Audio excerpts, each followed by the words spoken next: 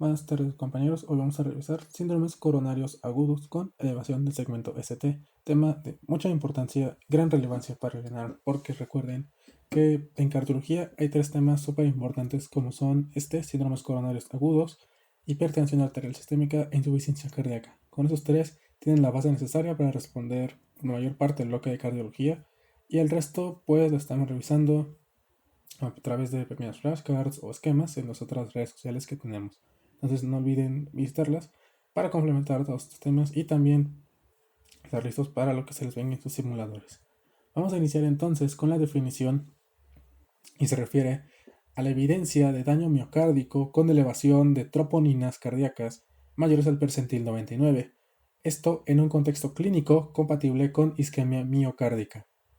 Si ustedes leen otra bibliografía, probablemente difiera un poquito con esta definición, sin embargo la guía de práctica clínica tal cual dice esto, entonces hay que atenernos a lo que nos indican ahí. Como introducción, vamos a iniciar con este esquema que es el triángulo de Eindhoven. En él podemos apreciar las distintas derivaciones como son la 1, la 2, la 3 y también podemos ver por ejemplo, las otras que son L de izquierda o left, R de derecha, right, y F de foot o de pie.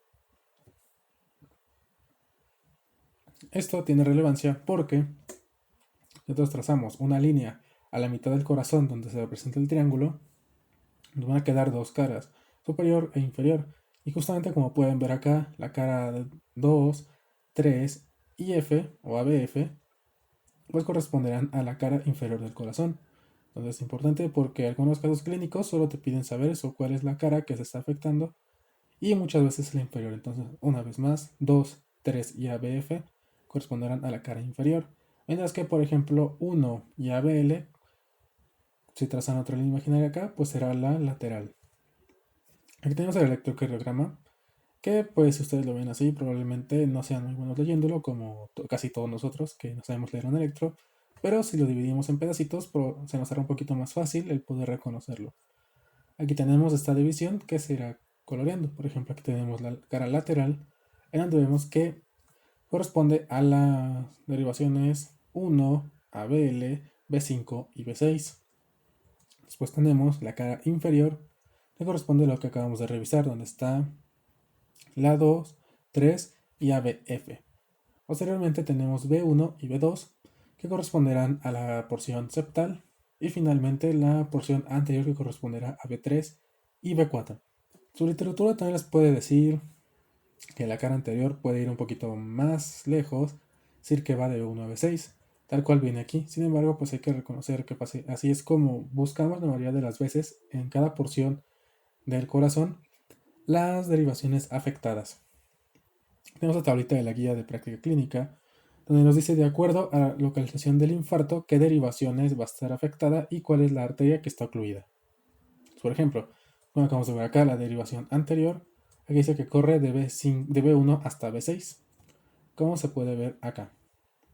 Sin embargo, para nosotros diferenciarlo más fácil, pues decimos que es la B3 y la B4. Y vemos que la arteria afectada de anterior corresponde justo con su arteria homónima, descendente anterior. Entonces, anterior con anterior. Después tenemos la cara lateral, que aquí sí corresponde, que vemos que es 1, ABL, B5 y B6. Como pueden ver acá, de 1, ABL, B5 y B6. Y está irrigada por la arteria circunfleja. Entonces, la arteria circunfleja, recuerden que es una que se va como pasa por atrás del corazón, entonces pasa de ladito, y por lo tanto va a irrigar la cara lateral. Posteriormente tenemos la cara inferior, como se puede apreciar aquí. Esta cara, vemos que justamente tiene las derivaciones de 2, de 3 y ABF. Y la arteria que está afectada por la inferior va a ser la coronaria derecha. Entonces otra vez, la cara anterior va a estar afectada o irrigada por la descendente anterior. La lateral va a estar irrigada por la arteria circunfleja y la inferior por la coronaria derecha. Esas luego son preguntas igual difíciles, en teoría, pero si lo vamos relacionando así va a ser un poquito más sencillo. Después tenemos otras más específicas, como es un infarto del ventrículo derecho, en donde vamos a buscar las derivaciones B3R y B4R, que son igualitas a las normales, nada más que se ponen en espejo del lado derecho. Y como estamos del lado derecho, pues obviamente van a estar irrigadas por la arteria coronaria derecha. Posteriormente tenemos la localización del infarto que puede ser posterior, dorsal o inferobasal, que va a estar representado por las derivaciones B7, B8 y B9, que se ponen siguiendo el tórax del lado izquierdo, pero por atrás. Y también está irrigado sobre todo por la coronaria derecha y en algunos casos por la circunfleja. Pero esto no es suficiente, también hay unos criterios que nos tienen que orientar mucho para identificar nuestro caso. Por ejemplo, necesitamos cumplir estos elementos. 1. Elevación del ST en dos o más derivaciones continuas. Esto quiere decir que, por ejemplo, si yo tengo un infarto en D1 y D2, no me va a servir. Pero si, por ejemplo, en D1 y ABL, o para más fácil comprensión, por ejemplo, B1 y B2 sí son continuas y corresponden a la cara septal. B3 y B4 son continuas y corresponden a la cara anterior. B5 y B6 son continuas y corresponderán a la cara lateral. Entonces de ahí es de donde viene este criterio. Después vemos que tiene que ser mayor a 0.2 milivoltios en mujeres y 0.15 milivoltios en varones en B2 y B3, que son esas de acá para efectivamente confirmar. Y recuerden que los milivoltios son estos cuadritos chiquititos que están aquí, no los grandotes, son estos chiquititos. Entonces requerimos que este segmento, el ST, aumente al menos 2 milivoltios, o sea, como por acá, para que empecemos a considerarlo que esa región está siendo afectada. Y ya en las demás, pues necesitamos 0.1 milivoltios o lo que es lo mismo, un cuadrito nada más. Y finalmente que tengamos un nuevo bloqueo de rama derecha o de rama izquierda. Si ya teníamos un bloqueo en alguna derivación, pues ahora hay que agregar el bloqueo, un nuevo bloqueo en otra derivación que no estaba para sospechar también de un infarto agudo al miocardio con elevación del segmento ST. Recuerden que ahorita estamos revisando puro con elevación del segmento ST. Y después revisaremos aquellos que no tienen este tipo de elevación. Aquí un pequeño esquema para recordar sobre isquemia y lesión. Digo, en el no se preguntan esto, pero es bueno saberlo por si acaso en un caso clínico. Recordemos que, por ejemplo, en la isquemia vamos a tener, en el caso de la lesión subepicárdica, una T negativa primero, o sea, la T se va a bajar. Y eso nos habla de isquemia. Ya cuando después, si esta isquemia no resuelve, va a empezar a causar lesión y daño o estrés oxidativo a nuestras células, lo cual puede condicionar su muerte. En este caso es cuando el segmento ST se vuelve positivo. Y aquí va a subir, ya vimos, 1 o 2 milivoltios. Y si nosotros no logramos reperfundir a nuestro paciente, pues ya va a tener una necrosis con ondas Q que vemos que son más altas, o lo que se refiere más grandes, que el 25% de la R, que es esta de acá, del mismo complejo. Y tiene que ser más de un cuadrito de ancha. Esto es cuando nuestro paciente se infartó y no lo pudimos revascularizar. En cuanto a su fisiopatología, tenemos que, por ejemplo, la aterosclerosis, este depósito de células espumosas y lípidos en lo que es la luz de las arterias, en este caso coronarias, pues va a estar presente. Esta después, por alguna razón, ya sea por una angina inestable, por aumento de la demanda metabólica o por cualquier otra razón, pues provoca una ruptura de placa. Esta placa, pues recuerden que va a viajar y se va a volver un trombo, se va a llenar de plaquetas y va a provocar la obstrucción de la arteria coronaria.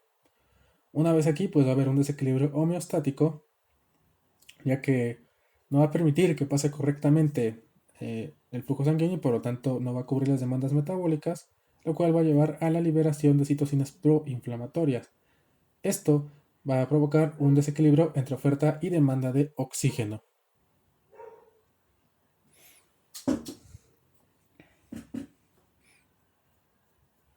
Ya que tenemos este desequilibrio de oferta y demanda, ya que tenemos este desequilibrio de oferta y demanda de oxígeno, pues ahora vamos a tener una isquemia y ahora sí la muerte celular de nuestras células cardíacas. Factores de riesgo importantes que hay que tener en cuenta. 1. Sexo masculino. 2. Edad mayor de 40 años. 3. Dislipidemia, ya saben, hipercolesterolemia, hipertrigliceridemia. 4. Diabetes mellitus, generalmente tipo 2. Hipertensión arterial sistémica, tabaquismo, obesidad abdominal y sedentarismo. ¿Cuál es por eso el prototipo de paciente que se va a infartar? Pues lo tenemos acá. Este hombre que ya se ve mayor, bueno, ya no tan joven, más de 40 años, que se ve que fuma y también pues que está pasado de peso. Entonces, este es el combo perfecto para que ustedes tengan un infarto en los próximos 10 años. En cuanto a la clasificación, tenemos 6 tipos, esto dependiendo cómo se presente nuestro infarto. El clásico o el más importante es el tipo 1, que corresponde a la rotura de la placa ateromatosa. El tipo 2 corresponde al desequilibrio isquémico. Este se refiere sobre todo a cuando tenemos un choque hipovolémico. El tipo 3 corresponde a la muerte súbita, ¿no? El de tipo 4 corresponde a aquel que es secundario a un cateterismo, cuando si lo llevamos a un centro de reperfusión, pero desgraciadamente el mismo cateterismo provoca otro tipo de infarto. El tipo 5 es el relacionado al stent y el tipo 6 puede ser relacionado incluso con cirugía coronaria. Todos pueden ser importantes, sin embargo el más destacado aquí y el que deberíamos reconocer es el de tipo 1. El cuadro clínico es un dolor torácico, retroesternal, opresivo, intenso y prolongado de más de 20 minutos, obviamente para diferenciar de angina. Y recordemos que este dolor viene acompañado, como viene acá, del signo de Levine. Signo de Levine, que es ese apretar la cara anterior del tórax, más o menos a nivel del esternón. Y este dolor también recuerden que se puede irradiar hacia muchas partes, como puede ser la mandíbula, puede ser el hombro, puede ser esófago, estómago, flanco izquierdo o incluso espalda. Entonces siempre hay que tener en cuenta que la presentación y la duración son muy importantes para sospechar también de este cuadro, acompañado de síntomas vasovagales como la disnea, el vómito, el síncope, la náusea, un electrocardiograma ya vimos con elevación del ST con los criterios que ya revisamos y la elevación de las troponinas cardíacas. Entonces el diagnóstico 1, clínica sugestiva de infarto agudo al miocardio con un electrocardiograma de 12 derivaciones y acompañado de la elevación de las troponinas 2 a 3 veces su valor de referencia. Recordemos que la troponina I es la más específica, la troponina T es la que dura más tiempo y la CPKMB es específica del miocardio. Aún así, si les preguntan sobre cuál enfocarse, es la troponina I que es la más específica. Preguntas difíciles, recordemos, derivaciones necesarias para diagnosticar el infarto de la cara posterior.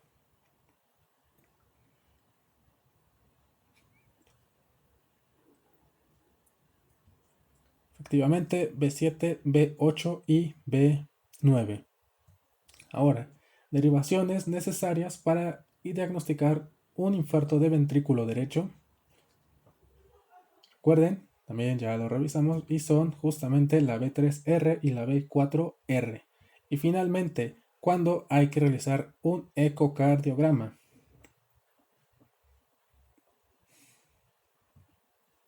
Estas son las indicaciones: dolor torácico agudo con sospecha de infarto agudo al miocardio con elevación del segmento ST, pero un electrocardiograma no diagnóstico. ¿Esto qué quiere decir? Que tenemos clínica, tenemos nuestro paciente con disnea, con el dolor opresivo, pero le hacemos el electro y no nos da lo suficiente. Puede ser que estemos en un momento muy temprano o que nuestro aparato ya no sirva. Entonces, esta es una indicación importante de un ecocardiograma porque ese paciente se nos puede morir. Después, evaluación de un paciente sin dolor torácico, pero con sospecha de equivalente isquémico y o marcadores de laboratorio indicativos de infarto de miocardio en curso, ¿no? Entonces, otra vez, es eso como al contrario, paciente que tiene datos de laboratorio compatibles con infarto agudo al miocardio, pero no tiene un no tiene el dolor torácico. Esto puede pasar, por ejemplo, en paciente que se convulsiona, puede haber elevación de las enzimas cardíacas después de la convulsión, pero como no está consciente el paciente, pues no nos va a referir. Entonces aquí es donde podemos hacer un ecocardiograma para buscar el daño estructural. Y finalmente, en presencia de complicaciones hemodinámicas o mecánicas, bueno, no hay otra explicación aparente. Entonces, tratamiento farmacológico, ahora sí, es la hemotecnia que todo el mundo se sabe: morfina, 1 a 2 miligramos por hora, oxígeno solamente cuando el paciente presente disnea o saturación de oxígeno menor a 92%, nitratos cuando ya se da en una dosis de 2 a 5 miligramos, dosis única, y finalmente ácido acetil salicílico, 300 miligramos vía oral, la mona. El abordaje, este es el código infarto que aparece, que actualmente pues en el IMSS, Vamos a tener aquí, iniciamos cuando el inicio de los síntomas. Paciente con dolor retroesternal, que es opresivo, que se va hacia brazo izquierdo, acompañado de náusea, vómito, disnea y todo eso. Muy bien. Entonces alguien activa el sistema de alerta de emergencia y ahora sí, se lo llevan en ambulancia a un centro hospitalario. Si no tenemos cateterismo en el centro hospitalario, como en la mayoría de los casos, bueno, no importa. Electrocardiograma en menos de 10 minutos. Ya lo hicimos, confirmamos elevación del segmento ST, como se ve acá. Muy bien, entonces, ¿ahora qué vamos a hacer? Le vamos a dar una carga con... Bueno, tenemos que ver si lo podemos trasladar a un centro con cateterismo en menos de 2 horas. No puedo, ¿por qué? Porque estoy bien lejos, porque hay mucho tráfico, porque la carretera está bloqueada. Bueno, le toca carga con estatinas, con clopidogrel y ácido acetilsalicílico. Y ya vimos si tiene saturación de oxígeno baja, pues también le metemos oxígeno. En este caso, como no obtengo cateterismo, le voy a administrar un bolio fibrinolítico tratando de romper ese trombo. Ya que le apliqué el fibrinolítico, ahorita vemos la dosis. Vemos, ¿tiene criterios de electrocardiograma de reperfusión? Sí. Entonces, tengo otra vez que hacerme la pregunta, ¿en menos de 2 horas me lo puedo llevar a un centro con cateterismo? Si sí puedo, pues ya, lo intenté. Entonces, lo llevamos ahora sí a un centro con cateterismo. Ya se desbloqueó la carretera. No, no tiene criterios de reperfusión, o sea, no funcionó. En ese caso, sí o sí, tengo que llevar a un centro de cateterismo a mi paciente porque puede que ese corazón no aguante y mi paciente fallezca de todos modos. Ahora, si tengo mi centro con cateterismo, vale, le tomo el electro en menos de 10 minutos igual. Y otra vez carga con ácido salicílico, clopidogrel, estatinas y oxígeno en caso de que lo requiera. Ya que está todo esto, ahora sí lo paso a su intervención coronaria percutánea. Entonces esto tiene que ver mucho con los tiempos de puerta balón y puerta aguja. Puerta balón se refiere a que en los primeros 90 minutos, como ven acá entre 60 y 90, ya le tuve que haber tomado su electro, darle su carga de medicamentos y ya tiene que estar en hemodinamia listo para que le hagan la intervención coronaria percutánea. Si no, tengo el puerta aguja, que se refiere a que a los 10 minutos que tomé el electro, como ya sé que no me voy a alcanzar, pues a partir de aquí ya le tengo que estar metiendo su bolo del fibrinolítico para tratar de evitar que ese trombo siga creciendo y que ese corazón sufra más. Entonces, ya llegamos al segundo algoritmo, en el cual vamos a tener un paciente que tiene dolor en el pecho con evolución menor de 12 horas. Eso se refiere a este punto de acá, donde tenía que trasladar a mi paciente en caso de que no tuviera lo necesario. Idealmente en menos de 2 horas porque corresponde al tiempo puerta balón en 90 minutos o menos. Muy bien. Ya que lo tengo en mi centro hospitalario, realizo evaluación y confirmación del infarto agudo del miocardio con elevación del segmento ST o tiempo cero. A partir de aquí corre mi tiempo. En este tiempo tengo 10 minutos para tomar el electro. Ya lo tomé. Entonces tengo sala de hemodinamia disponible en menos de 2 horas. Sí, ya. De una vez ni lo pensamos. Le pasamos la intervención con área percutánea primaria. No lo logré. ¿Por qué? Porque está lejos. Bueno, indicamos terapia fibrinolítica.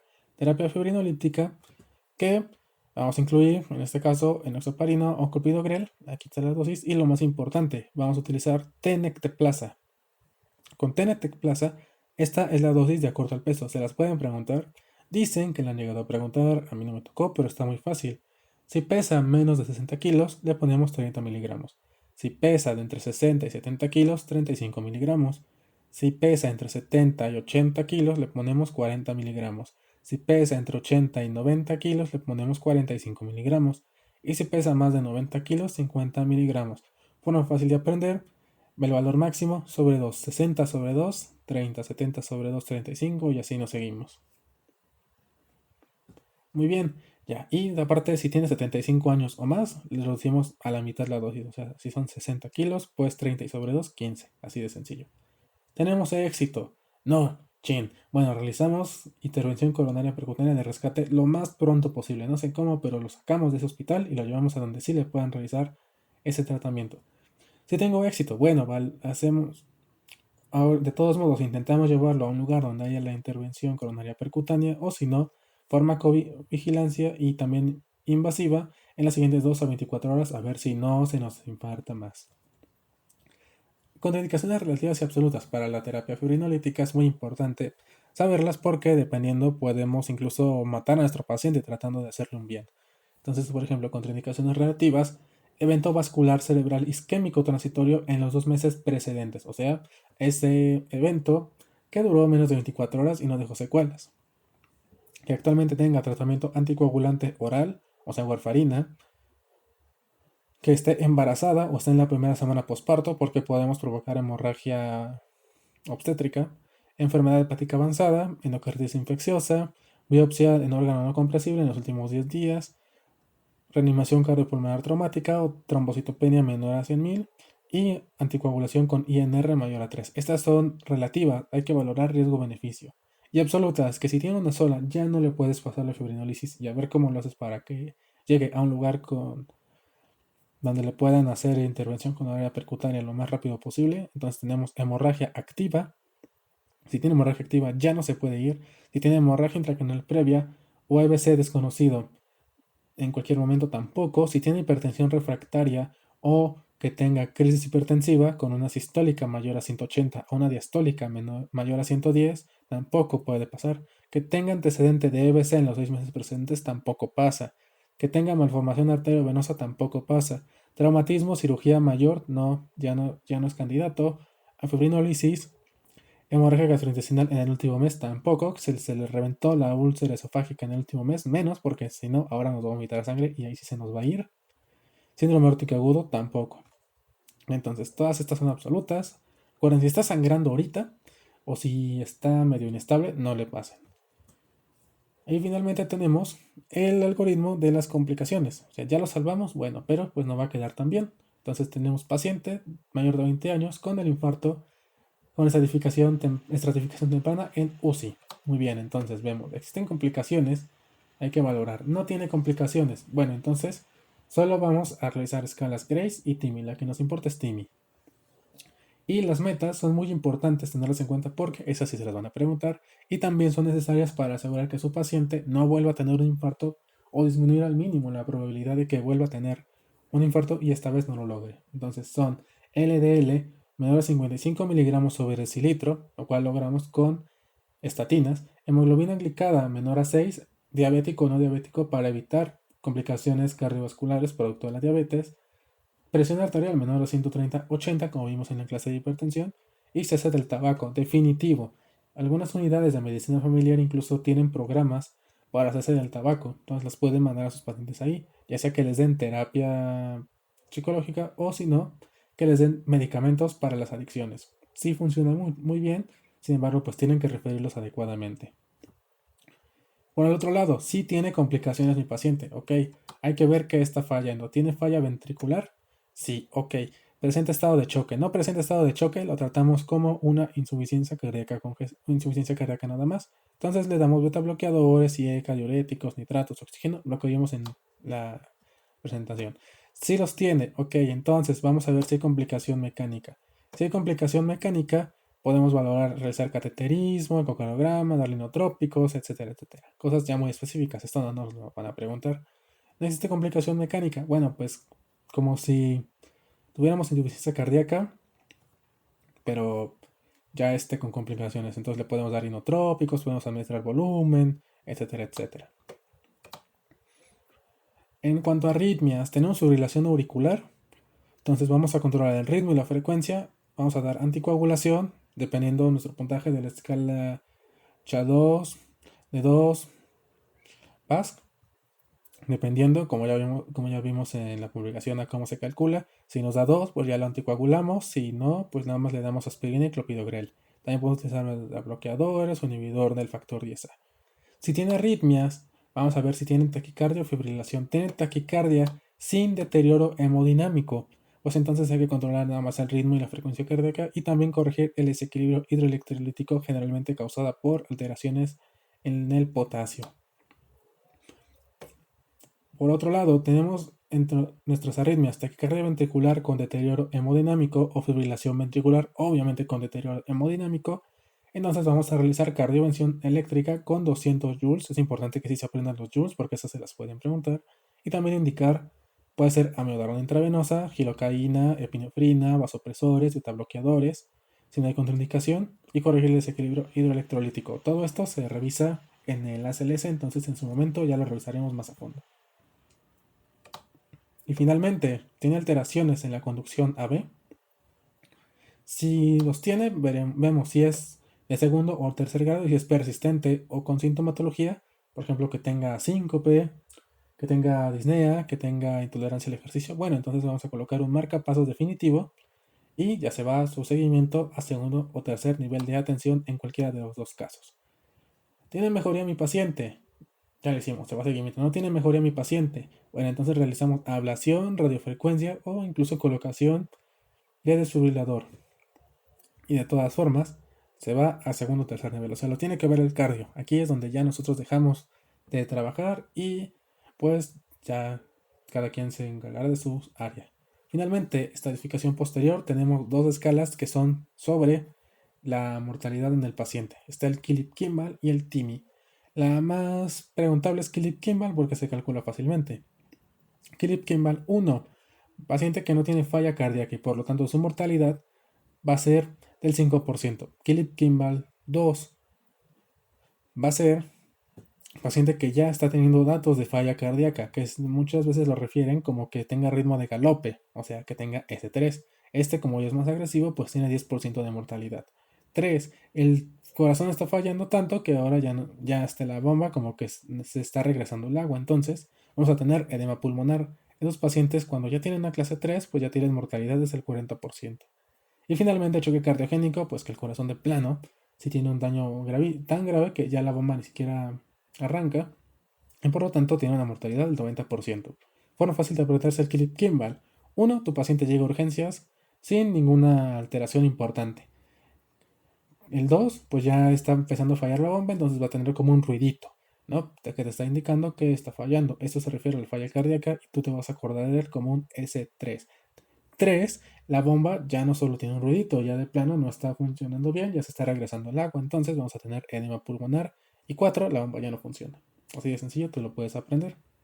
En cuanto a los valores, pues lo duplicas, lo triplicas y lo cuadruplicas. Así yo me lo aprendí. Y finalmente el TIMI, que es que tiene un poquito más de variables, te puede ayudar un poquito más. Y tenemos, por ejemplo, que vamos a tener un paciente mayor de 65 años, y eso nos va a valer un punto. Otro punto si tiene más de 3 factores de riesgo, como historia familiar, dislipidemia, hipertensión arterial, diabetes mellitus y tabaquismo, los que ya revisamos. Si ha tenido más de 2 eventos de angina grave en 24 horas. Si anteriormente usó ácido acetilsalicílico 7 días previos, o sea, pues que no le funcionó y aún así se infartó. Que tenga antecedente de enfermedad coronaria con una estenosis de 50% o más.